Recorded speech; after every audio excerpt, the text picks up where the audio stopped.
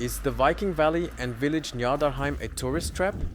Or is it the best Viking attraction in Norway?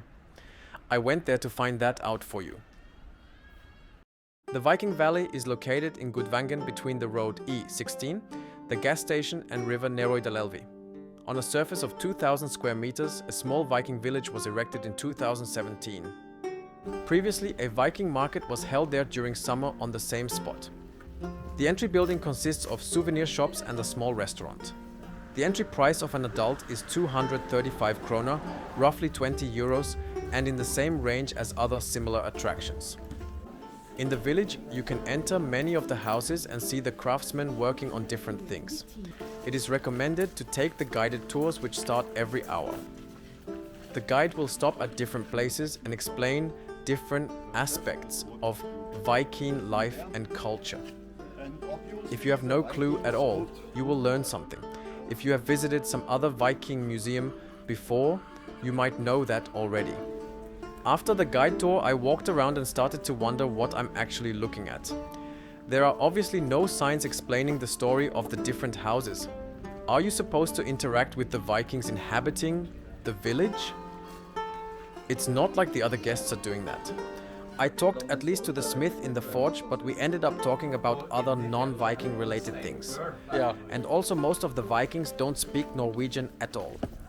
There are some other activities like archery and axe throwing, which the visitors can do.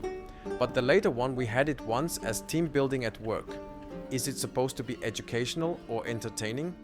In my opinion, they try to be both and actually fail twice. To be more educational, you would need to be able to attract local school classes to come learn about Viking history. But as nothing is written in Norwegian, we can assume that it's not the case. Also, the village is not based on any archaeological finds. What about entertainment?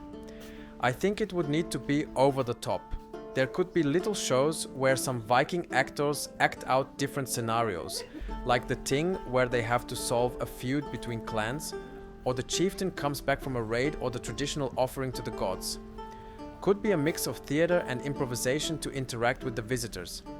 They do that at the zoo in Kristiansand with their pirates.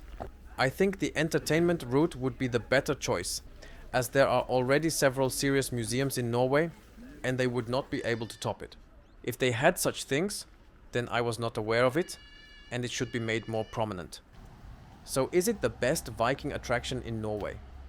Definitely not. For education, there are better places like the Lofoten Viking Museum. Is it a tourist trap? Not really, as they put effort into creating something unique and not just to milk the visitors. But let's stay clear.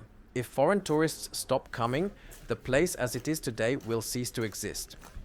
It is there because it's located next to Norway's most important nature attraction. Should you visit the place?